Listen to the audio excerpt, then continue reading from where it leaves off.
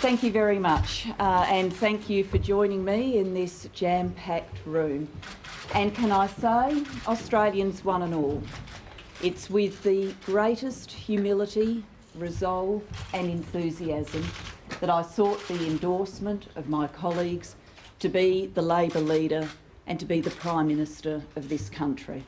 I have accepted that endorsement, and I am truly honoured to lead this country which I love. I'm utterly committed to the service of our people. I grew up in the great state of South Australia. I grew up in a home of hard-working parents. They taught me the value of hard work. They taught me the value of respect. They taught me the value of doing your bit for the community. And it is these values that will guide me as Australia's Prime Minister. I believe in a government that rewards those who work the hardest, not those that complain the loudest. I believe in a government that rewards those that day in and day out work in our factories and on our farms, in our mines and in our mills, in our classrooms and in our hospitals, that rewards that hard work, decency and effort. The people who play by the rules, set their alarms early, get their kids off to school, stand by their neighbours and love their country. And I also believe that leadership is about the authority that grows from mutual respect shared by colleagues, from teamwork and from hard work, teamwork and spirit.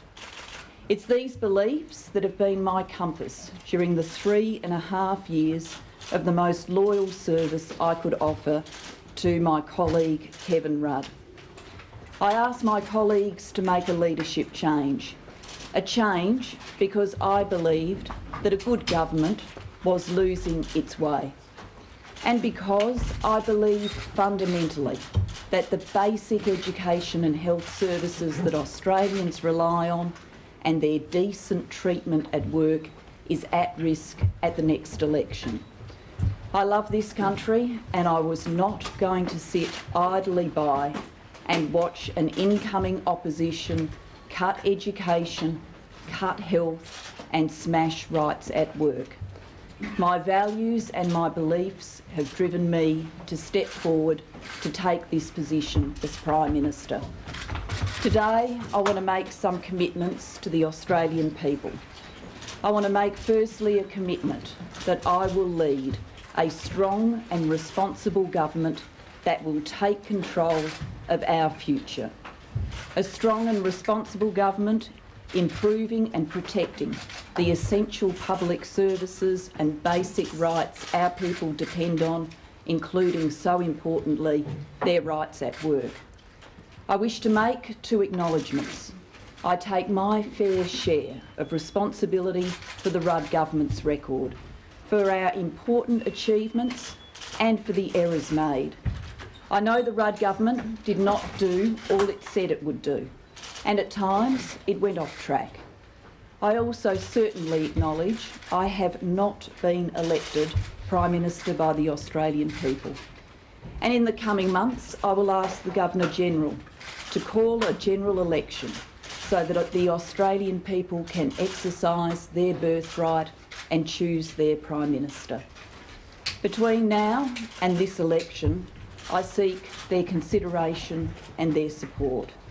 And I seek that consideration and support as we emerge from the biggest financial crisis the world has faced since the Great Depression, with the lowest debt, amongst the lowest unemployment rates and the highest growth of the world's economies. This is an achievement we should be proud of.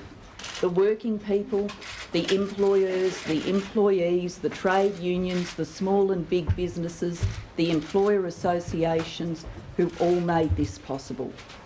I give credit to every hard-working Australian for what has been achieved during these difficult economic days. I give credit to the Labor giants, Bob Hawke and Paul Keating, as the architects of today's modern prosperity. I give credit to John Howard and Peter Costello for continuing these reforms. and I particularly give credit to Kevin Rudd for leading the nation in such difficult times and keeping people in work. And today I can assure every Australian that their budget will be back in surplus in 2013. So, having seen the global financial crisis and how our nation has responded, it has reinforced in me my belief that when this nation pulls together, we can do great things. It's my intention to lead a government that uses that spirit and that will to do even more to harness the talents of all of our people, to do even more to make sure that every child gets a fair go in life and a great education. It's my intention to lead a government that does more to harness the wind and the sun and the new emerging technologies. I will do this because I believe in climate change. I believe human beings contribute to climate change. And it is as disappointing to me as it is to millions of Australians that we do not have a price on carbon. And in the future, we will need one. But first, we will need to establish a community consensus for action. If elected as Prime Minister, I will re-prosecute the case for a carbon price at home and abroad. I will do that as global economic conditions improve and as our economy continues to strengthen. There's another question on which I will seek consensus, and that is the proposed resources super profits tax. Australians are entitled to a fairer share of our inheritance, the mineral wealth that lies in our grounds. They are entitled to that fairer share. But to reach a consensus, we need to do more than consult. We need to negotiate. And we must end this uncertainty, which is not good for this nation.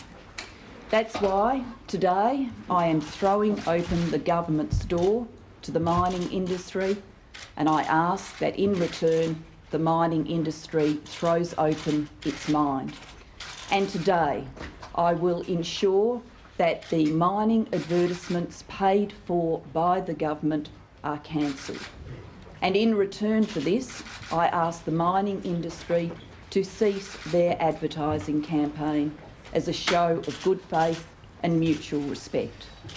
Negotiations will occur with the mining industry. They will be led by the Treasurer and new Deputy Prime Minister and Minister Martin Ferguson.